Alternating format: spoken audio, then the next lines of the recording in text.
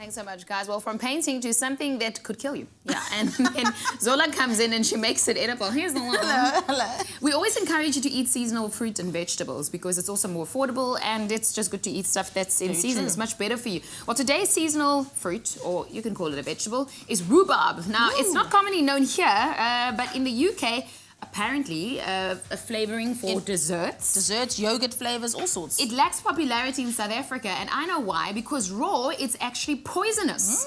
But then Zola is cooking it up, and I still won't eat it because apparently it's not poisonous then anymore. Listen, is it really poisonous? Is it a myth? Okay, so it's half true and half false, okay? So yes, it's poisonous. The leaves are actually very, very poisonous and they will kill you. So you should never eat a rhubarb leaf. The stem, however, and actually it's classified as a vegetable, but we use it as a fruit.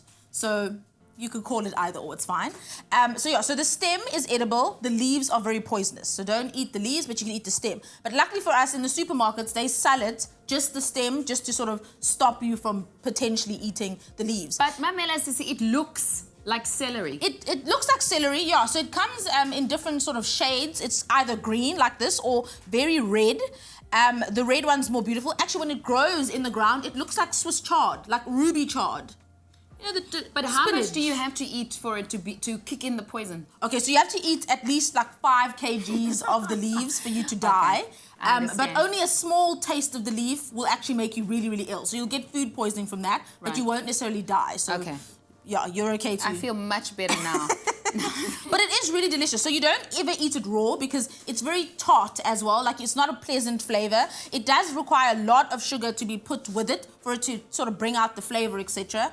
Yeah, but it's really delicious and people should eat it. And the season's very short, so try the rhubarb. Thank goodness. No, I don't want to discriminate against the rhubarb because you shouldn't do that because food is just delicious and it's healthy. Absolutely. Now that we've escaped death, how do we cook with it to get optimal flavor? Because they say in UK they use it in desserts. They do. Actually, in the UK, there's like flavored yogurts, custards, sweets that are rhubarb flavored. So rhubarb is a very common sort of dessert flavoring. Could be a great baby name. And it's delicious. Actually, your baby would love this, I'm just saying. Look, it's like puree, it's soft. Okay, so rhubarb, like I said before, you do have to add a lot of sugar to bring out the flavor. The most common way to cook it is to roast it. You can see that it loses quite a bit of color when you roast it. But it's got to be very, very tender.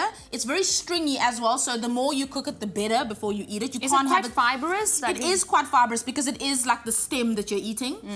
But as I say, if you cook it for a really long time, it's fine. Is it medicinal at all? I'm sure it has like certain vitamins, etc. But I mean, we eat it for the flavor more than the medicinal components. Okay, well, Zola is going to stay with us, our resident rhubarb princess.